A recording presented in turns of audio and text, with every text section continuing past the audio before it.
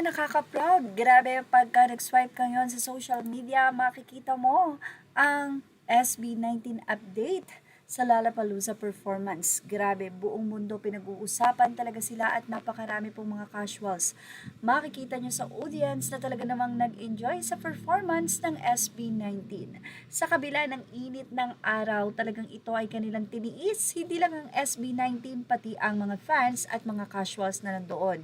Alam nyo po yung tirik na araw na yon at ikaw ay nandun sa gitna at pinapanood ang SB19. Grabe, iyan po ay partida pa. Paano pa kaya po kung malilim? Sigurado pong dagsa ang crowd doon. Iba talaga ang charisma ng mga voice. At alam nyo ba na may isang tao na sobrang nakaka-touch ang naging mensahe at grabe ang pagka-proud niya bilang isang Pinoy din. Walang iba kundi ang international vocalist ng Black Eyed Peas, si Apple Diab. Narito ang kanyang naging mensahe mula sa kanyang Facebook.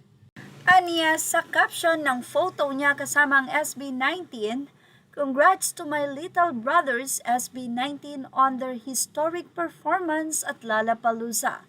So incredible. I hope one day BAP will perform there too. All the best. Keep killing it." Grabe, nakaka-touch naman ang mensaheng ito ni Apple Diab. Isa sa napaka-humble, kahit sobrang sikat, ay nananatili ang kanyang paa sa lupa, like SB19. Dahil sa mensaheng ito ni Apple Diab ay todo ang pasasalamat sa kanya ng mga fans ng SB19. Anila, "Ow! Thank you for your support to our boys, Apple O. And hey, Lollapalooza, BFP at Lalo soon, make it happen. They're ready to conquer the world. Salamat po, sir." Sa iba ng isa, waiting for Black Eyed Peas and SB19. Thank you always, Lodi Cake Apple Diab, for supporting our culture and music.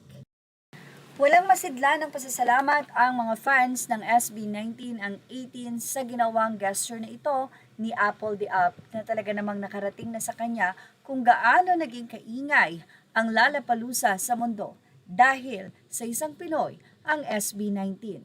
Habang nandoon ang marami sa nasabi nga pong crowd, personal doon sa Chicago para panuurin ang SB19 sa Lollapalooza, ay busy din ang 18 dito sa Pilipinas at pati na rin si Ninong Department of Tourism.